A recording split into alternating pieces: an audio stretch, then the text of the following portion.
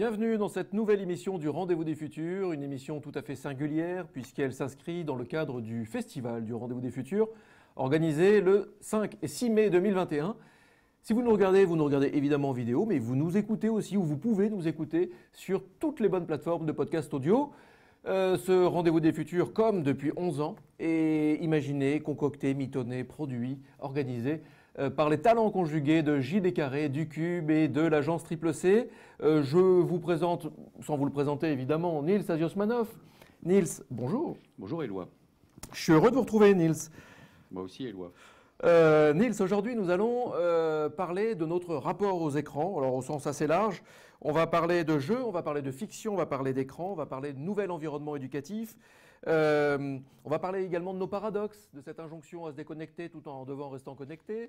Depuis plus d'un an, la crise sanitaire nous fait nous connecter en permanence, quitte à laisser parfois les enfants longtemps devant les écrans.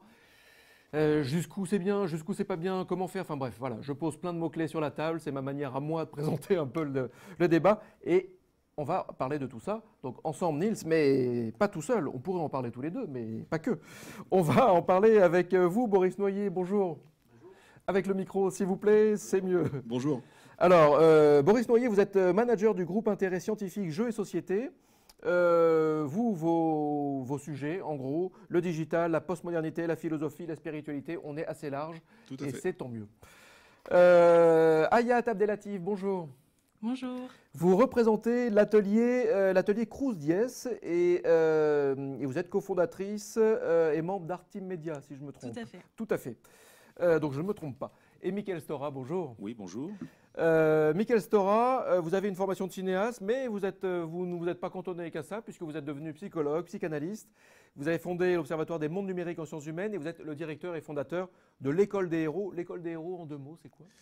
C'est une prise en charge un petit peu alternative pour des enfants, des adolescents, dits addicts aux jeux vidéo, mais aussi au potentiel atypique. Et au fond, on leur dit, tiens, tu joues trop, tu vas créer un jeu, comme une manière un peu différente de soigner.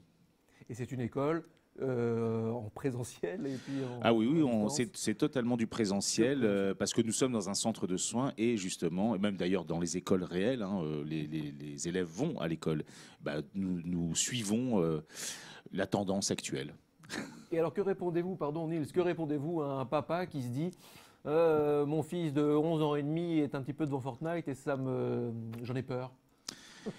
Vous savez, le pire ennemi de tout parent, c'est la peur. Et je crois que pour ne plus avoir peur, il faut comprendre, il faut regarder, peut-être même jouer. Si on joue en coopération avec son fils, c'est encore mieux. Et c'est assez intéressant, c'est une nouvelle manière d'envisager le jeu, c'est la question du partage des écrans. Donc je dirais que je ne fais pas partie de ces collègues psy qui sont un peu moralisateurs sur les bords et plutôt d'essayer de mieux comprendre et surtout de faire des écrans des alliés dans la dynamique familiale. Merci Michael Stora. Nils Asiosmanov. Bonjour, merci beaucoup d'être avec nous donc pour ce thème autour du jeu, de la fiction et écran comme nouvel environnement éducatif. Alors on sait depuis au moins les travaux de Montessori que le jeu est un puissant vecteur d'engagement, de motivation, de créativité. Et le numérique vient aujourd'hui apporter de nouvelles possibilités par sa dimension interactive, expérientielle, narrative. Mais on découvre également que le jeu et le numérique ensemble peuvent nous aider à mieux apprendre, à mieux travailler et à augmenter notre estime de soi et même à nous soigner.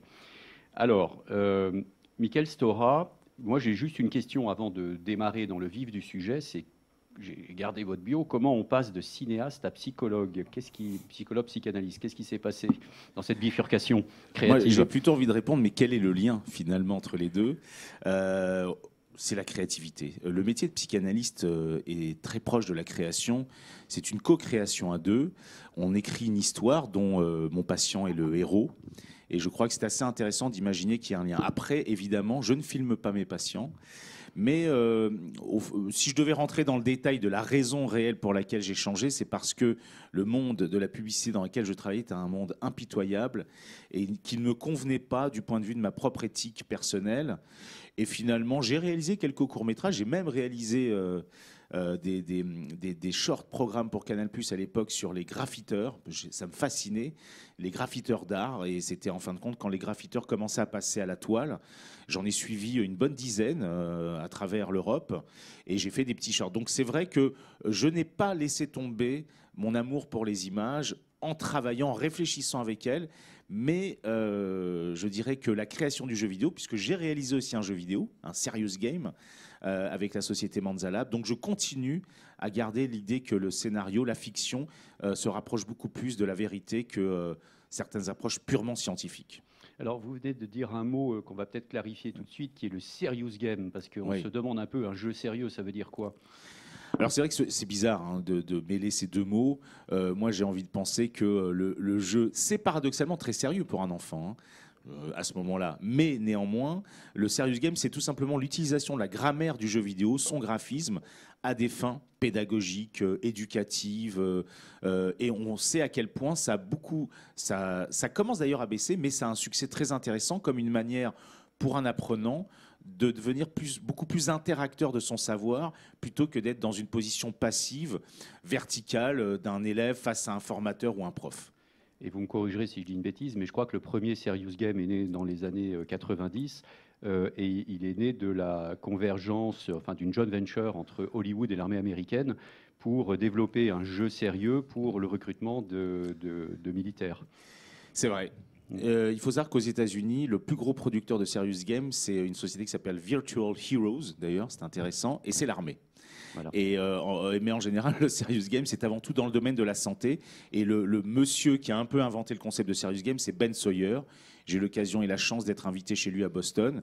Et c'est vrai qu'ils font des choses, ils n'ont pas peur, hein, souvent d'oser et d'imaginer des choses assez délirantes. En tout cas, effectivement, dans les années 90, c'est il y a 30 ans, quoi. Hein. On a l'impression que c'est tout nouveau, mais... Ouais. Alors, vous avez publié en 2005 « Guérir par le virtuel, une nouvelle approche thérapeutique ». Et en 2000, vous avez cofondé l'Observatoire des mondes numériques en sciences humaines pour rassembler les chercheurs et publier leurs contributions universitaires. 2 mots sur l'Observatoire ? Bah écoutez, moi je suis le père fondateur et comme vous savez, tout père, on le tue, ça fait partie du cheminement. Donc je dirais que j'y suis comme membre honoraire, fondateur. Et j'adore ce qui est devenu l'Observatoire. Il y a plus de 150 chercheurs à travers la planète, francophones plutôt, mais qui justement utilisent les objets numériques comme objets de recherche. Ce sont souvent tous des passionnés, mais il faut le savoir qu'au tout début, moi j'ai fondé ça parce que j'avais demandé à un prof, mais au fond j'aimerais bien faire un mémoire sur les jeux vidéo. Il m'avait dit tout ça n'est pas très sérieux. Et je dirais que c'est comme ça. C'est comme souvent ça naît d'une frustration. Et j'ai dit il faut que je crée un club privé de collègues avec qui on puisse réfléchir aux jeux vidéo. Super. Alors le récit et l'interaction, parce que finalement c'est ça qu'amène le jeu vidéo, c'est la narrativité, la narration, le récit et donc l'engagement du joueur. Et cet engagement, vous l'avez dit tout à l'heure, ça permet quoi? Ça permet de faire le récit de soi, puisqu'on devient le héros de sa propre aventure. Vous avez créé un atelier de jeux vidéo pour les enfants et les adolescents qui souffrent de troubles du comportement. Est-ce que vous pouvez en dire quelques mots concrètement? Qu'est-ce qui s'y passe? Alors, c'est fini puisque je travaille dans le cadre d'un centre médico-psychologique à Pantin, mais je continue parfois à mon propre cabinet. Vous verriez, j'ai mon divan, 2 fauteuils, mais aussi une télévision et des consoles. C'est né du fait que beaucoup de jeunes à l'époque jouaient aux jeux vidéo et je me suis dit comment on peut utiliser certains jeux, alors, très narratifs, Ico, Shadow of Colossus, Fable, hein, des jeux comme ça très réputés, qui vont permettre à des enfants, en incarnant un avatar, de pouvoir être ce héros. C'est pas moi, c'est mon avatar, et d'affronter des monstres, souvent les monstres intérieurs. Il y a quelque chose d'assez spéculaire lorsqu'on joue aux jeux vidéo. On joue contre des personnages non jouables qui sont un peu quelque chose de soi. Ça serait un peu long à tout raconter, mais c'est vrai que ça a eu un effet thérapeutique au point où des parents après me disaient quel est le jeu que je pourrais acheter pour soigner mon enfant. Donc c'était complètement délirant à l'époque où quand même on considérait le jeu vidéo comme un monstre. Et l'idée d'utiliser le monstre comme outil thérapeutique a fait son chemin. Maintenant, il y a énormément de collègues psy qui soignent avec les jeux vidéo. Je suis à nouveau très flatté d'être le pionnier dans ce domaine-là. Et c'est vrai que justement, c'est quelque chose qui a un avenir encore tout à fait intéressant. Alors, on va revenir tout à l'heure plus longuement sur l'école des héros. Avant, je voudrais donc échanger avec Boris Noyer. Donc, Éloi l'a dit, vous êtes responsable de la valorisation au sein du groupement d'intérêt scientifique Jeux et Société. Déjà, en quelques mots, est-ce que vous pouvez préciser un petit peu quel est le rôle du GIS, on va l'appeler comme ça, ou du GIS, je ne sais pas comment vous dites. Pourquoi il a été créé, à quoi il est destiné? Alors, bon, déjà, le groupement d'intérêt scientifique, je crois que c'est une particularité un petit peu française. C'est une structure, c'est un type de structure. On connaît plus les associations de loi 1901 ou d'autres personnes morales. Un groupement d'intérêt scientifique, c'est une structure particulière qui a pour vocation justement, ça rejoint aussi un petit peu le thème d'aujourd'hui, c'est de marier des structures soit homogènes, soit hétérogènes. Et donc, en fait, nous, le groupement d'intérêt scientifique a pour objectif de travailler sur le jeu comme objet d'étude avec des scientifiques, avec des chercheurs. Donc, on regroupe 4 universités, Paris-Nanterre, Université de Paris, Paris 13, qui s'appelle maintenant Université Sorbonne-Paris-Nord, et Sorbonne Université. Et on est soutenu financièrement par la Française des Jeux. Mais de façon, il n'y a pas du tout comment dire... C'est un mécénat. Alors, ça peut ressembler à un mécénat, oui. Mais la différence, c'est qu'il n'y a pas de contrepartie symbolique, c'est-à-dire que le groupement d'intérêt scientifique Jeux et Société est administré par des chercheurs, par son conseil scientifique, et les entreprises, donc la Française des Jeux en l'occurrence, qui nous finance, peut assister à nos assemblées générales, mais ne décide pas du tout de l'attribution des fonds pour la recherche, ni de l'orientation stratégique du groupement d'intérêt scientifique. Donc ces conseils scientifiques qui composent de 13 scientifiques, chercheurs et chercheuses, qui travaillent tous sur le jeu dans différentes disciplines, qui est complètement souverain sur les démarches. À part il y a des industriels aussi ou pas du tout? Enfin, donc il y a des universités.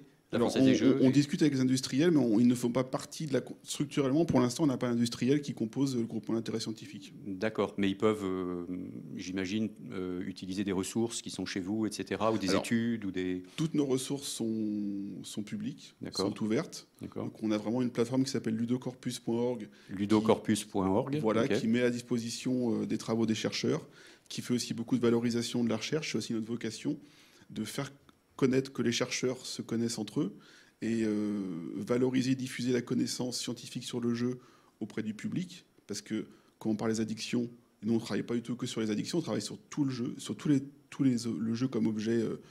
Un objet de société, par exemple. Voilà, par exemple, pour nous, le jeu, c'est un objet sociétal global, culturel global. Donc l'approche, elle est pluridisciplinaire. Mais pour revenir à ce que je disais sur le caractère addictogène sur les jeux d'argent, les jeux vidéo, aussi les nudges, on en parlait ce matin, il faut aussi informer le public, puisque ne pas se trouver prisonnier d'un environnement qui soit numérique ou de jeu, c'est aussi avoir la capacité de discerner son environnement, d'avoir un esprit critique et de comprendre face à quoi on est pour ne pas être joué, si je puis dire, par le jeu. Alors, juste pardon, sur la valorisation, de quelle manière vous accompagnez ces travaux dans la valorisation, enfin dans leur valorisation, dans les médias notamment? Et là, évidemment, je fais référence à dès qu'il y a un fait divers sordide, tac, bah oui, jouer aux jeux vidéo. Et on montre juste un manque d'éclairage quoi, de la part des médias souvent autour du jeu. Alors nous, on a récemment été sollicité sur l'utilisation c'était par un journaliste, je crois que c'était de l'Est républicain, qui cherchait à interviewer des chercheurs sur l'utilisation des jeux de société et des serious games pendant la pandémie. Donc nous, on oriente en fait, on peut orienter les médias. On est un organisme ressource pour les chercheurs et pour toute institution, groupement qui souhaiterait en savoir davantage. L'idée, c'est de donner des outils de discernement. Donc pour ne pas tomber dans des pièges de type le mot valise, le jeu vidéo est forcément violent, tous les jeux sont addictogènes, un écran c'est forcément mauvais. On encourage la pensée dialectique, la pensée critique. Je précise aussi que alors on fait de la valorisation, mais on ne fait pas que la valorisation. On soutient aussi concrètement la recherche. Ça va être le deuxième pôle, le deuxième axe de développement. Donc on a chaque année un appel à projet auquel les chercheurs répondent. Et nous, on n'a pas des grosses dotations, on n'est pas dans des dizaines de milliers d'euros, par exemple. Ce sont des dotations capées au maximum à 4 000 euros, qui sont là pour aider concrètement des chercheurs. Ça peut être des déplacements pour faire des fouilles archéologiques, ça peut être prendre l'avion, quand on pouvait prendre l'avion, pour aller faire des recherches outre-Atlantique dans des archives. Ça peut être des financements aussi de logiciels pour analyser la géométrie des joueurs d'escrime. Donc, ce sont des choses qu'on fait. Donc tous les jeux en fait sont explorés. Jeux de société, les sports, certains sports. On pourrait très bien parler aussi des jeux d'acteurs. Vous parliez tout à l'heure du cinéma. J'ai pas de recherche en tête pour le moment, mais qu'est-ce qui est en jeu quand on joue en tant que personnage? Et le dernier point qu'on met en place, c'est aussi l'approfondissement de la recherche, avec des séminaires de recherche, des colloques, des événements, pour que les chercheurs se rencontrent, pour qu'ils puissent échanger et trouver un éclairage commun et pluridisciplinaire de leur objet d'étude. Et c'est en frottant les silex qu'on obtient des étincelles. Donc c'est ça aussi l'objet de nos événements et de nos dispositifs, qui étaient soi-disant un petit peu en berne avec la pandémie. Mais on a réussi à faire des événements en mode hybride. Aussi, en ce moment, hier et aujourd'hui, donc l'après-midi, on est au Québec virtuellement, au sein du 88e congrès de l'ACFAS, pour travailler avec nos collègues sur la recherche en addictologie et sur l'accès aux soins. Et là, c'est 100% hybride, mais les connaissances avancent parce que les chercheurs se rencontrent, sortent de leur silo de pensée et justement développent de nouveaux concepts, de nouvelles idées. Alors, vous travaillez avec des universitaires, avec vous l'avez dit, des industriels. Pour ça, donc c'est très interdisciplinaire et pour ça, il fallait une personne elle-même transdisciplinaire, hybride. Vous avez une formation en design, en communication et en sciences de l'éducation. Alors, très rapidement, comme j'ai pu le demander Mickaël, merci, pardon. Le matin, c'est difficile. Nils Aziosmanov. Mickaël Stora, pardon. Pareil, un parcours hybride. Comment, en deux mots, comment c'est... Alors, en deux mots, et c'est encore l'intervention de Mickaël Stora qui me fait penser à ça. Vous avez parlé de récit de soi, de création, de narrativité. Alors c'est vrai que ça a peu d'intérêt de parler de soi pour parler de soi, mais je pense que là, ça peut illustrer un peu mon propos. Moi, en fait, je suis designer à la base. J'ai 15 ans de pratique, designer numérique. J'ai 15 ans de pratique. J'étais directeur artistique pour les webconférences avec Géraldine et Loïc Lemer de 2005 à 2015. J'ai travaillé pour les entreprises, pour des groupements d'éducation privée en tant que designer et praticien du numérique. Ça, c'est le côté un petit peu première partie de l'histoire, donc face A de la cassette. Mais j'ai eu la chance de faire, on va dire, 4 rencontres que je vais citer. La première, c'est un professeur en fait, je vais vous parler de 4 créateurs et créatrices. Alors, juste rapidement, parce que l'heure va passer très, très vite. J'en ai pour 2 secondes, mais ça permet de comprendre, en fait, que la création et la sortie des pièges de la fiction, ça passe par le vrai monde, le monde réel, et donc l'individuation de la personne. Et moi, j'ai eu la chance d'avoir un prof de philo, Jean-Louis Bischoff, spécialiste de Pascal et de la pensée contemporaine, qui est venu enseigner dans les écoles d'art. Donc j'ai eu de la philosophie en école d'art. Ensuite, j'ai eu la chance de rencontrer et de connaître le père Gilbert Caffin, qui a fait un festival des nouveaux arts sacrés à Saint-Eustache, l'église Saint-Eustache de Paris, défilé de mode, création, conférence dans une église, quand même intéressant, un acte de création fort. Troisième personne, René Noëlla, qui a monté un institut sur l'enseignement du fait religieux à Dijon, un diplôme européen, un diplôme d'État. Encore un créateur. Et dernièrement aussi Judith Louguet, qui, dans le monde de l'addiction à la Française des Jeux, donc elle a la confluence du dialogue avec l'entreprise et les mondes psychosociaux et la recherche, qui crée aussi qui crée des lieux qui n'existaient pas auparavant, donc qui crée des communs. Et pour moi, c'est avoir été instruit, irrigué par ces personnes, que j'ai commencé à penser ma pratique de designer et que j'ai repris des études. Et donc j'ai repris des études en sciences de l'éducation dans ce fameux institut IFER de Dijon pour passer un master d'État. Et c'est là qu'en fait ça a pu dynamiser ma trajectoire.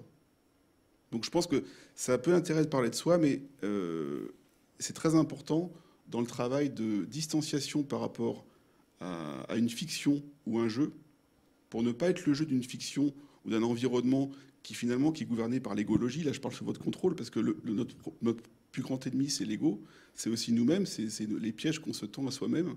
Et comment on fait, grâce aux rencontres, grâce aux gens qui nous font grandir, comment on prend la distance par rapport à nos propres limites, et comment on se pose des questions, comment je vais avancer. Et là, à partir du moment où on est davantage libre, et on peut être créateur de son environnement, et valoriser, apporter des choses au lieu qui nous emploie, avec qui on travaille.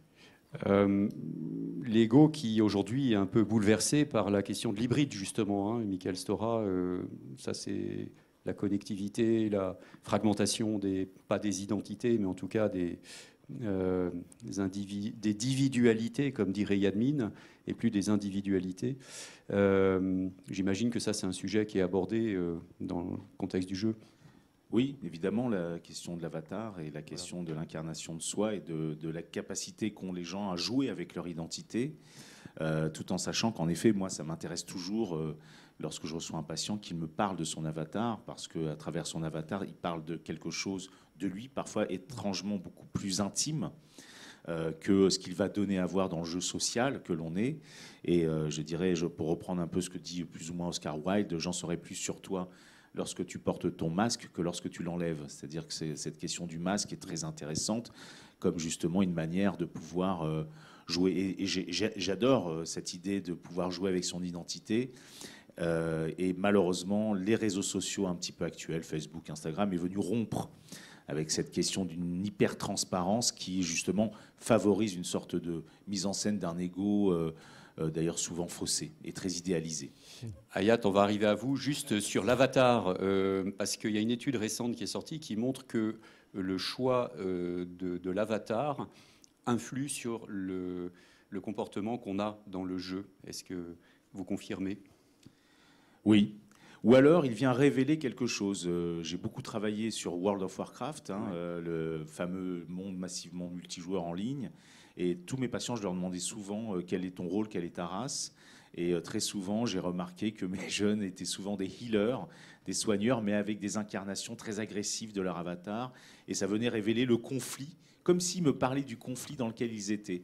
Et en même temps, j'ai repéré que lorsqu'ils allaient mieux. Et puis, j'ai eu en effet, par rapport à des problématiques, par exemple, dont on parle énormément, la question du transgenre, j'ai eu comme ça 2 patients qui ont incarné des avatars féminins et qui, au bout du compte, en n'utilisant pas le chat, se sont habitués à l'idée de pouvoir incarner cet autre genre qu'ils n'osaient pas forcément. Et à force, il y a un moment où ils ont dit « maintenant, je veux être cet homme ou cette femme que je ne suis pas ». Donc il y a quelque chose de très puissant dans l'incarnation d'un avatar, d'autant plus quand ça se fait sur plusieurs mois, voire plusieurs années. Hayat, à vous. Hayat Abdellatif, alors vous travaillez au sein de l'atelier Cruz Diez, l'un des pères de l'art cinétique. Alors, c'est vraiment très intéressant de vous avoir avec nous aujourd'hui parce que l'art cinétique, enfin, en tout cas pour moi, c'est vraiment la définition du jeu dans le sens où c'est un art ludique, dans le sens où c'est un art qui est interactif, qui est expérientiel, qui vit au contact du vent, du mouvement, de l'interaction avec les spectateurs, etc. On y reviendra tout à l'heure. C'est même peut-être une anticipation de l'art numérique, hein, par son côté interactif, etc.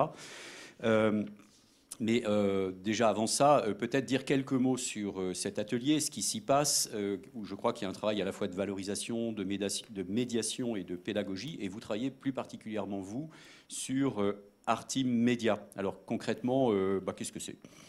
Alors, effectivement, l'atelier Cruz Diez, c'est l'atelier de ce grand artiste Carlos Cruz Diez, qui est malheureusement décédé en 2019, mais en laissant derrière lui une carrière illustre. Et l'atelier continue d'exister pour faire vivre son héritage, son œuvre. Et effectivement, c'est un atelier où on prend beaucoup de plaisir. On a beaucoup la notion de plaisir est très importante, de jeu, d'émerveillement aussi, qui est très important. Le sérieux de Carlos Cruz c'est plus approuvé, mais c'est aussi quelqu'un qui a beaucoup cherché, justement, on parle beaucoup, Michael, vous parlez beaucoup d'incarnation, d'immersion, c'est des notions qui sont vraiment au cœur de son art, et c'est vrai qu'il a aussi créé une structure qui est cet atelier qui nous permet de continuer à exister aujourd'hui, un peu comme un architecte. Alors ça, c'est très caractéristique des artistes contemporains, qui travaillent comme des architectes, qui conçoivent leur œuvre et puis qui s'entoure de beaucoup de talents pour les réaliser, pour créer comme un laboratoire de recherche, de technologie, de moyens. Et c'est ce dont j'ai le plaisir de faire partie depuis plus de 10 ans. Et l'Arteam Media, donc, que vous évoquiez, c'est justement ce petit collectif au sein de cette équipe qui veut valoriser la diversité de ce monde de l'art, des talents qui constituent les équipes qui tournent autour des artistes, des galeristes, des historiens, et son ouverture surtout. Voilà. Alors, on va en reparler, mais pour revenir juste sur cette idée du jeu, qui effectivement est très centrale, j'ai le sentiment dans l'atelier, enfin du jeu, ce que vous avez dit, cet émerveillement, ça va très bien avec. On fait souvent la distinction entre l'art et le divertissement. Et l'art aujourd'hui devient, alors c'était déjà le cas avec l'art cinétique, mais l'art devient de plus en plus ludique, avec le numérique, tout simplement parce que le jeu de l'interaction, de l'engagement, amplifie cette expérience qu'on a avec le contenu. Comment vous abordez cette question entre l'art et le divertissement, vous? Enfin, vous l'avez un peu dit, mais voilà. Oui, effectivement, c'est quelque chose qui nous tient énormément à cœur. C'est de la même manière que les serious games, c'est des choses qu'on découvre aujourd'hui, qui sont trending topics, comme on dit, mais qui datent. Alors, la polarisation, en tout cas peut-être la crispation entre le divertissement et l'art, c'est quelque chose qui remonte. On pense en 1965 à l'exposition du MoMA de Responsive Eye, qui est la première à vraiment rassembler, présenter toute la mouvance cinétique. On a du Vasarely, du Soto, du Cruz Diez. Et en fait, c'est une exposition qui a battu des records d'affluence, mais qui a été démontée par les critiques à l'époque comme quelque chose finalement de divertissement, de l'ordre du jeu. Et donc c'est vraiment une polarisation qui existe et qui existe toujours aujourd'hui, même si on la redécouvre. Et c'est vrai que à l'atelier Cruz Diez particulièrement, on a cette chance d'avoir ce recul technologique et cette volonté d'intégrer l'art. C'est-à-dire que le jeu, c'est quelque chose qu'on associe très peu aux arts visuels. On n'a aucun problème à dire, on joue au théâtre, on joue de la musique, mais alors la peinture, les arts plastiques, c'est très rarement associé au jeu. Et le sérieux, c'est vraiment quelque chose qui a l'air d'être constitutif de l'art. Alors c'est compliqué, on comprend d'une certaine manière pourquoi aujourd'hui aussi avec la crise sanitaire, etc. Ce sont des gens les artistes entre autres ont besoin d'être entendus, ont besoin d'être écoutés, ont besoin d'avoir un statut. Ce sont des professionnels aussi avant tout, mais d'une certaine manière, comment rétablir le courant? C'est peut-être aussi le jeu, peut-être aussi une manière de s'incarner davantage dans les arts plastiques et de le rendre plus essentiel, encore plus essentiel dans la vie de tous les jours et de tout un chacun. Et Cruz Diez disait « Je me méfie des gens qui ne rient pas ». Tout à fait. Et il a même été plus loin, puisqu'il a, pour pouvoir explorer son langage plastique et même s'amuser avec, il a même créé un jeu qui devient une sorte de partition qu'on peut s'approprier pour, alors vous allez peut-être mieux expliquer que moi, mais en gros pour comprendre comment marche l'art cinétique, quoi. Oui, complètement. Alors la spécificité de Cruz Diez, c'est de travailler sur la couleur, hein. C'est une recherche qui est très phénoménologique, qui travaille donc sur à la fois la couleur pigmentaire, la couleur physique, la couleur lumière. Donc c'est quelque chose qu'on peut expérimenter tous les jours. Il y a un mot en espagnol qu'il aimait beaucoup qui s'appelle vivencial, et c'est vraiment de l'ordre de l'expérience du vécu. Et effectivement, alors le numérique aujourd'hui, on a traduit ça comme une application iPad, Android, ce que vous voulez, mais en fait c'est une application qui existait déjà sous forme de disquette. Donc c'est très très tôt quelque chose qu'il a développé en s'appropriant justement la posture d'un compositeur. Je parlais tout à l'heure d'architecte, là c'est plutôt la posture du compositeur, le fait de se dire je crée, je mets à disposition un langage, un regard, j'apprends à voir quelque chose, mais il faut que on puisse se l'approprier, on puisse s'intégrer à l'intérieur. Et voilà, quel que soit le résultat, hein, je pense que en tant que musicienne amateur, je prétends pas ravir les oreilles, mais pour moi c'est un moyen d'expression, et l'art plastique peut aussi être un moyen d'expression pour tout un chacun, en tout cas en s'appropriant la grammaire des grands artistes. Donc c'est effectivement quelque chose qui qui est très, très important dans sa démarche. C'est effectivement une révolution dans les arts plastiques, mais c'est dans la musique, dans plein de... Par exemple, John Cage, qui crée des prototypes d'instruments et les gens pouvaient les utiliser. Enfin, il y a eu plein de choses dans ce domaine-là. D'ailleurs, on va de plus en plus vers... ce que moi j'appelle le tous créateur, c'est-à-dire qu'avec tous ces outils aujourd'hui qui se démocratisent, on devient de plus en plus créatif et de fait la frontière entre l'artiste sur son piédestal et puis celui qui entre guillemets consomme l'art est en train de s'effacer de plus en plus. Je voudrais avoir votre réaction à tous les deux rapidement, puis on arrivera sur l'école des héros, sur ce lien entre l'artistique et le jeu vidéo. Le jeu vidéo, vous allez peut-être d'ailleurs le dire, mais c'est un ensemble comment dire, de compétences. C'est très interdisciplinaire, hein, c'est comme le cinéma, et il y a de l'artistique dedans. Donc, quelle est votre perception du rôle de l'artiste dans le jeu vidéo ? En effet, cette idée de énormément de corps de métier qui font partie du jeu. D'ailleurs, c'est très intéressant puisque d'un point de vue juridique, les codeurs ont voulu, par exemple, donc les développeurs ont souhaité faire partie des droits d'auteur de n'importe quel jeu. Donc, à quel point est-ce que le codage, par exemple, serait ou non une forme de création artistique à part entière ou de mécanique artistique. La jouabilité, quoi. La jouabilité et le gameplay. Et c'est vrai que oui, évidemment, le level designer, celui qui va imaginer, ils font tous partie d'une même équipe. Et il est évident que, voilà, après, je pense que... alors moi je viens, comme vous l'avez évoqué, du cinéma. Je suis un grand fan des jeux narratifs, ce qu'on appelle les vraiment jeux narratifs, où je retrouve cette illusion de pouvoir être le héros d'une certaine histoire, d'être un autre, et d'être cet autre, c'est moi. Et j'adore, j'ai joué dernièrement à Witcher 3, que j'ai adoré, et c'est vrai que cette idée de me raconter une histoire de cette... Et en effet, il y a quelque chose du fait que dans le jeu vidéo est, d'après moi, une œuvre d'art. Et en effet, il y a cette drôle de tendance, à travers des jeux, puisque ça a été cité Fortnite, qui nous montre une autre dimension, qui est celle du e-sport, de la compétitivité, où le joueur, le e-sportif, et comme un très grand sportif, développe une sorte d'art dans la virtuosité de son gameplay. Et là, on retrouve une autre manière, finalement peut-être artistique, comme un grand gymnaste.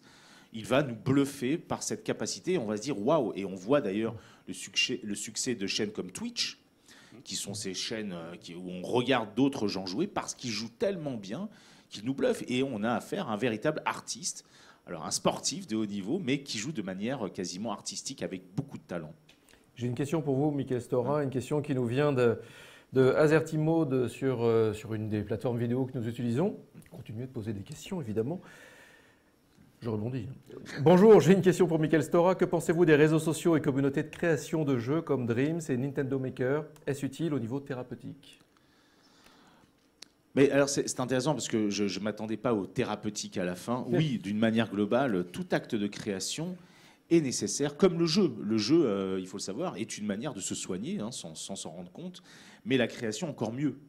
Et je pense que toute application qui vise à la création, d'une manière ou d'une autre, alors tout n'est pas excellent, mais moi je suis par exemple un grand défendeur de TikTok, parce que justement ça propose à beaucoup d'adolescents de se mettre en scène de manière créative.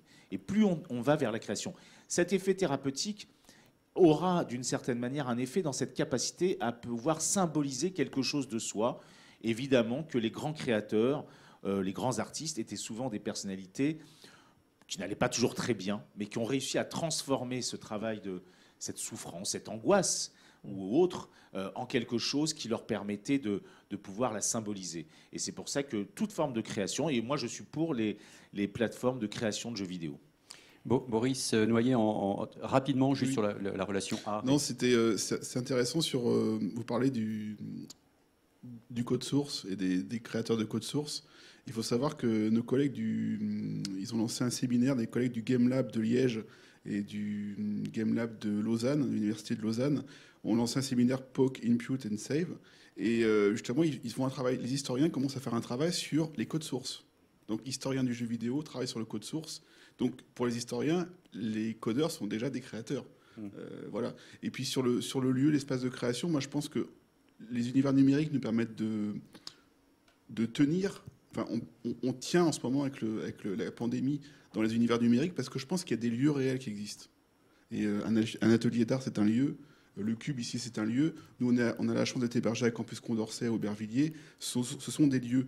Et je pense que même dans le virtuel, on a besoin de centres de gravité, de lieux qui permettent justement aux personnes de se réunir. Et même, on peut être en distanciel, mais les lieux sont nos centres de gravité. Et je pense que si vous voulez tisser un tapis persan avec 1000 fils de 1000 couleurs qui viennent de tous les horizons, il vous faut un métier à tisser. Donc il faut un lieu pour que les gens se retrouvent, même ponctuellement. On l'a bien vu, on est tous heureux de se retrouver en présentiel, et même ponctuellement, parce que c'est là que la création se fait, c'est là que les créateurs se rencontrent et que les gens se découvrent des vocations.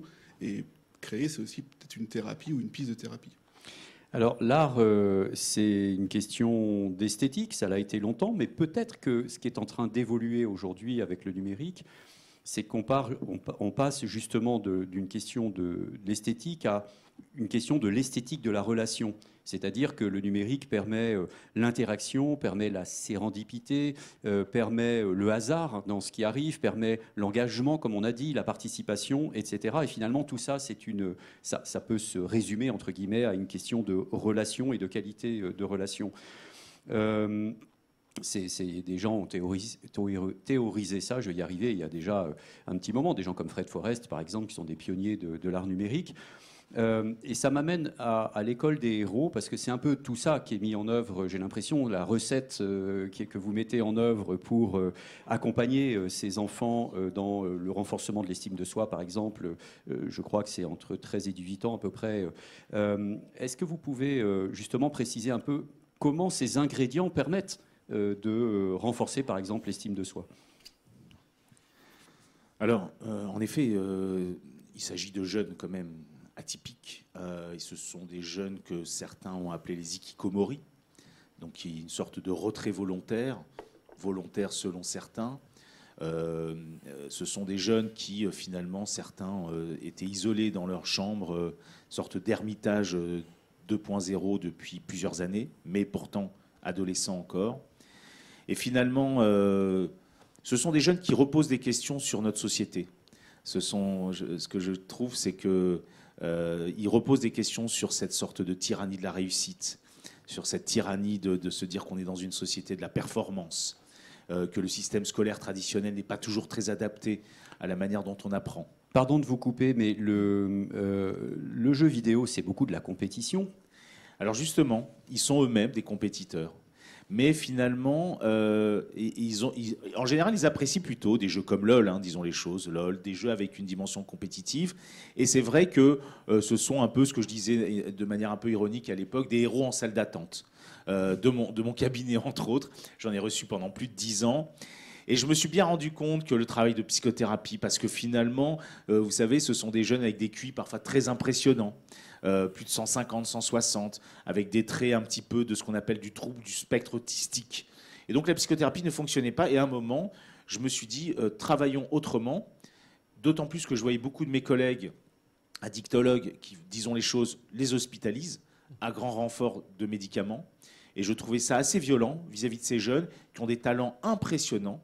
Ce sont, disons-le, c'est un peu des architectes des mondes numériques de demain. Et donc voilà, j'ai imaginé l'école des héros qui, tout simplement, comme je vous l'ai évoqué tout à l'heure, repose sur l'idée comment passer d'une position de joueur à une position de créateur. Finalement, la création est un acte de désillusion très intéressant. Je crois que tous les artistes sont des gens qui font sans cesse cet aller-retour entre quelque chose de leur folie, mais aussi dans cette capacité de voir et de voir ce qu'ils proposent. Eh bien, donc nous proposons tous les jours de la semaine, toutes les après-midi, avec des professionnels du monde du jeu vidéo, plutôt très bienveillants, de les accompagner d'un point de vue graphique et de codage, donc professionnels. Nous utilisons Unity. Et nous utilisons C++, nous utilisons des logiciels de création graphique plutôt classiques. Là, c'est Pixel Art, pardon. Mais voilà, l'idée, c'est qu'ils vont créer un jeu. Nous en sommes d'ailleurs étrangement vers la fin. Et je vois l'effet de pouvoir se dire, tiens, c'est moi qui ai réalisé ça. Ils commencent à jouer à leur propre jeu. Et je dirais que ce jeu-là, j'ai une étudiante qui va faire tout un travail sur justement comment l'acte de création d'un jeu vidéo a une vertu de proposition de voir ce que l'on est, ou de proposer une sorte de mécanique de jeu qui me ressemble étrangement. Et je crois que donc, toutes ces étapes de capacité à persévérer, de dynamique de groupe, alors que ce sont des phobiques sociaux, de pouvoir réapprendre autrement, pas que dans le plaisir, hein, parce que je sais qu'il y a cette idée apprenez en vous faisant plaisir, parfois c'est très dur, parfois ils baissent les bras. Et finalement, on voit comment, petit à petit, là ils sont maintenant 8, et ils commencent à véritablement avancer et aller mieux. Et vous parlez de phobie sociale, mais il y a aussi la phobie scolaire. Ouais. 100 000 jeunes sortent chaque année du système éducatif, mais il faudrait faire du jeu vidéo dans toutes les écoles. Il faudrait des écoles des héros. Oui, voilà. C'est vrai. Écoutez, pour tout vous dire, je pense, quand j'ai créé ça, je me suis rendu compte, puisque j'ai beaucoup de personnes m'appellent, des parents, c'est que rien n'est proposé. La seule alternative, comme je vous l'ai dit, très souvent, ce sont des hospitalisations, parce que, comme vous le savez, l'école est obligatoire jusqu'à l'âge de 16 ans. Et donc, quand on sort du système scolaire, concrètement, vous êtes stigmatisé. On ne va pas rentrer, mais donc la psychiatrisation est très, très présente. Et donc, le fait, c'est que justement, quand on hospitalise un jeune en pensant que ça va le sevrer, alors que l'addiction n'est que le symptôme apparent. Peu importe l'addiction. Ce qui est important, c'est de comprendre. Moi, je suis psychanalyste, hein, donc je m'intéresse à l'histoire du sujet, mais on retrouve des occurrences. Ce sont souvent des jeunes qui ont été harcelés. Il y a des événements de vie qui ont provoqué un effondrement. Le jeu vidéo va devenir une sorte de Prozac interactif. Ils vont jouer.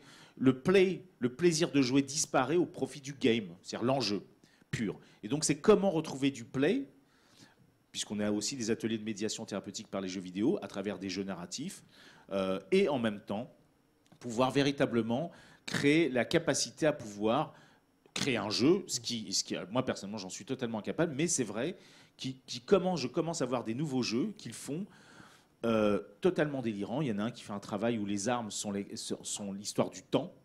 Le gameplay joue sur la question que toute arme a des fonctionnalités en termes de temps. Moi, je trouve qu'on se rapproche de l'art numérique. Ce sont des jeux un peu indépendants.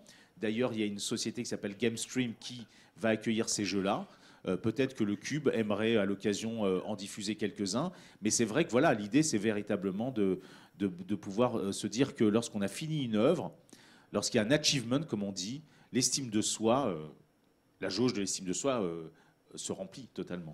Et les atypiques dont vous parliez à haut potentiel intellectuel, c'est 2% de la population des enfants qui seraient concernés. J'ai entendu dire qu'ils étaient très recherchés dans la Silicon Valley, ces profils-là. Ouais. Mais oui, mais c'est très étrange parce qu'en fin de compte, attendez, regardez l'histoire de Bill Gates, de Mark Zuckerberg. Ce sont des gens qui déjà, alors moi je trouve que ce qu'ils sont devenus est plutôt inquiétant du point de vue de l'éthique. C'est-à-dire que la question du modèle économique est devenue un peu une sorte de philosophie à tout prix. Mais c'est vrai que oui, il y a chez ces jeunes-là, Microsoft avait tenté une forme d'école des héros. Ça a été une catastrophe, puisqu'il y a eu même 2 tentatives de suicide, parce qu'ils ont bien saisi que ces jeunes-là ont des compétences hors normes, et en même temps, ils sont très mal encadrés, parce que, comme vous le savez peut-être, on en a beaucoup entendu parler dernièrement, le monde de la création du jeu vidéo et même des entreprises du digital sont d'une violence folle. C'est un milieu terrible. Où la question très masculin. Très masculin, et puis la maltraitance liée au crush, à ces cadences folles. J'ai moi-même soigné des jeunes qui sortaient des Pitech ou de l'école 42. L'école 42, c'est super comme idée, mais quand même, c'est écrasant. Faisons attention. Je vous propose qu'on en parle un petit peu après. Je reçois beaucoup de questions. Toutes les plateformes sur lesquelles on est diffusé, forcément, cette partie jeu, cette partie rapport aux écrans, il y a des parents, il y a des jeunes qui posent des questions. Donc, on va peut-être se faire un petit temps, d'ici 2 minutes, juste sur ces questions. Nils, du coup, je te laisse terminer. Oui, peut-être. Une dernière question à Hayat Abdelatif. Vous déconstruisez, je ne sais pas si c'est le bon mot, mais en tout cas, vous soulevez, je dirais, un petit peu le capot de la fabrique de l'imaginaire, de la fabrique de la création, à travers Artim Media, en allant dans les ateliers d'artistes, en discutant avec les artistes, pour essayer de démocratiser finalement la manière dont on fabrique, dont on crée. C'est bien ça l'idée, c'est de permettre à tout un chacun de s'approprier les mécanismes de la création pour démocratiser. Oui, tout à fait, c'est ça l'idée. En fait, déjà, c'est de les faire connaître. La première chose, faire connaître tous ces métiers. On a un atelier, l'atelier Crouzès, encore une fois, où il y a des talents qui sont très, très différents et qui contrastent énormément avec ce qu'on peut avoir comme idée de ce qu'est le monde de l'art, de la bulle que ça peut être et voilà, de la polarisation autour de l'artiste, le galeriste, l'historien. Et en fait, c'est une réalité qui est bien plus ouverte que ça. Donc oui, l'idée, c'était de toquer les portes de différents ateliers, mais pas que des ateliers, justement, des avocats, du côté juridique. Qu'est-ce que c'est justement le droit d'auteur, toutes les thématiques aujourd'hui de localisation des œuvres d'art, enfin voilà, des enjeux sociétaux qui sont extrêmement importants et qui contribuent au monde de l'art tel qu'on le vit aujourd'hui. Donc ça, c'est évidemment un aspect très important. L'autre aussi, c'est de se dire, on a été extrêmement surpris par le nombre de personnes qui ont des parcours atypiques, des parcours de vie qui sont, je rebondis un petit peu justement sur vos parcours, messieurs, est-ce que vous nous en avez dit, et qui en fait nous ont dit, moi j'ai commencé à faire mon métier sans savoir que c'était un métier, en me disant je vois un besoin, je vois un apport, je vois quelque chose, et puis en fait c'est au fil d'une rencontre on me dit mais en fait tu sais que là tu fais du commissariat, ça arrive beaucoup en fait dans les arts numériques notamment. On a rencontré Juliette Bibas qui est commissaire spécialisée dans les arts qui utilise le numérique. Elle n'aime pas trop dire les arts numériques, elle préfère le considérer comme un média mais vraiment l'inscrire dans l'histoire de l'art, et qui nous disait qu'en fait tout son travail à elle avait été pendant très longtemps non professionnel. Donc voilà, l'idée c'est vraiment de valoriser tous ces aspects-là. Merci beaucoup Ayat Abdelatif, merci Boris Noyer, merci Nils Esosmanov, Michael Stora. Je vous garde juste une minute, alors il va falloir faire des réponses très très courtes parce que les questions sont courtes en même temps, mais ouvrent des champs assez importants mais tellement intéressants. Tout à l'heure vous avez parlé de TikTok. Est-ce que TikTok ne répond pas d'abord à un besoin de reconnaissance et de mise en scène de soi-même ? Oui, et alors ? Non, je veux dire, je me permets, c'est au fond. Et écoutez, quand on regarde Instagram ou Facebook, est-ce que vous ne voyez pas un désir de reconnaissance à travers ce fameux ranking un peu monstrueux qui est la question du like ? Là, c'est quand même un peu différent, puisqu'il faut produire une petite vidéo. Alors, tout n'est pas excellent. Tout n'est pas excellent, mais quand même, moi qui viens, je me permets, là, ma fille m'a montré dernièrement une vidéo TikTok. Je ne sais pas comment je lui ai dit, mais comment tu as fait ce mouvement de caméra ? C'est simple, j'ai mis le téléphone sur le tabouret, avec mes pieds je le faisais bouger, ça faisait un panneau circulaire, c'était impressionnant. Donc je sais pas ce qu'elle va faire plus tard, mais ce que je veux dire c'est que dès qu'on utilise la création d'une manière, on vient justement jouer avec cette capacité à nommer quelque chose. Et puis j'ai envie de dire, Instagram nous propose un monde tellement idéalisé. Ouais. Étrangement, vous tapez dépression, mal-être sur TikTok, il y a, je pense, le fait que certains adolescents peuvent enfin mettre en scène quelque chose de leur souffrance. La souffrance adolescente existe, et cette négation de la souffrance adolescente est terrible, et terriblement tyrannique. Et ce miroir, finalement, par sa réflexivité sur la société, lui dit quelque chose dont on doit tenir compte. Bien sûr, oui, c'est tout à fait important. Je file parce qu'on a quand même un devoir de vous répondre derrière votre écran. Il y a quelques questions que je vais ramasser autour de la tricherie. Effectivement, vous l'avez un petit peu abordé, autour de la compétitivité finalement. En plus des tricheries, il y a la question du dopage qui gangrène le jeu compétitif. La personne qui triche dans un jeu vidéo est-il un faussaire ? Alors, moi, je pose du coup une autre question. Où est-ce qu'on situe la triche ? Est-ce que c'est quand on s'invente un personnage ? Mais non, là, on l'a vu que ce n'était pas de la triche. Non. Mais quand on triche volontairement en prenant des codes pour être meilleur que l'autre, ou finalement en payant pour avoir, sur Fortnite par exemple, en payant pour avoir beaucoup plus que l'autre, forcément, c'est mon rôle. Oui, alors sur Fortnite, ce que vous payez, c'est votre cosmétique, hein, c'est votre apparence, donc c'est pas vraiment de la triche. Moi, je me souviens d'une anecdote, vous connaissez les Sims, ce fameux simulateur de vie, il y a un code, un cheat code, qui s'appelle Motherload, donc télécharger maman, qui me permet d'avoir plein d'argent. C'est-à-dire l'argent que je veux. Et finalement, étrangement, c'est à ce moment-là que le jeu devient le jeu libre de l'enfant. C'est-à-dire que finalement, à ce moment-là, on joue avec plaisir parce que finalement, on n'est pas pris par l'enjeu. Mais comme disait un grand psychanalyste Winnicott, Donald Winnicott, pédopsychiatre, le jeu, c'est du game et du play. Il faut idéalement un peu des deux. Et en même temps, le jeu libre de l'enfant aussi reprend ces codes-là. Maintenant, le cheat code, oui, ça a toujours existé. On commence à avoir des logiciels qui permettent de tirer plus vite sur certains jeux de tir à la première personne. Écoutez, ça a toujours existé. Bon, maintenant, dans le jeu vidéo, il y en a. C'est pas forcément très glorieux. Juste une question liée vraiment à l'actualité. Depuis plus d'1 an, on vit dans des périodes où on est chez nous, où on est censé être chez nous beaucoup. Cette question de l'addiction aux écrans, finalement, est-ce qu'elle n'a pas augmenté déjà globalement? Et puis, cette question autour du jeu aussi, est-ce qu'elle n'a pas augmenté, cette question d'addiction à des jeux? Mais pas forcément pour les enfants, pas que. Les enfants, oui, souvent, ils sont restés seuls devant les écrans, sans être accompagnés. Mais il y a des adultes aussi. Ils doivent travailler et pour autant, est-ce qu'ils ne sont pas enclins à plus jouer? Oui, évidemment, cette période de confinement est venue amplifier. Lorsque vous voyez les chiffres un petit peu du Nasdaq, ça s'envole. C'est terrible, c'est fou. Après, écoutez, étrangement, j'ai envie de vous dire que moi, mes patients gamers n'ont jamais été aussi heureux que pendant cette période. C'est eux qui allaient le mieux. Et ils ont vu arriver toute une communauté de nouveaux gamers. Et c'est vrai que oui, mais j'ai reçu pas mal d'appels de parents qui m'ont dit, écoutez, voilà, ce confinement est venu créer une addiction. C'est faux. Souvent, elle était déjà là. Il y avait déjà une problématique. C'est venu amplifier un phénomène qui était déjà là. Mais j'ai envie de dire que pour les normopathes que nous sommes, quelque part, soyons honnêtes, on en a marre là.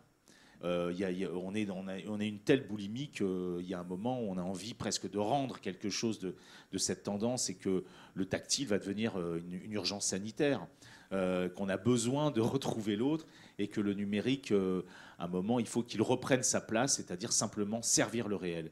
On a une tendance à penser que maintenant, il y a eu cette tendance inverse, c'est-à-dire que le réel servait le numérique. Et c'est ce que souhaite, d'ailleurs, il faut le savoir, le GAFAM. J'ai moi-même été interrogé pendant ce confinement par Google sur la question du bonheur numérique. Ça faisait froid dans le dos et ils veulent véritablement que notre bonheur numérique l'emporte sur le bonheur réel. Et c'est terriblement inquiétant. Et pour anecdote, la société qui faisait cette étude s'appelait l'agence Freud. Ça ne s'invente pas, ça. Merci beaucoup, Mickaël Stora. Merci à tous. Merci d'avoir joué le jeu de cette émission avec un format particulier, un format festival. Rendez-vous des futurs. Cette émission a été organisée, mitonnée, concoctée grâce au talent conjugué d'AJD Carré, Triple C et Le Cube. Bon, si vous voulez, bien sûr, aimez, commentez et ensemble, partageons le changement.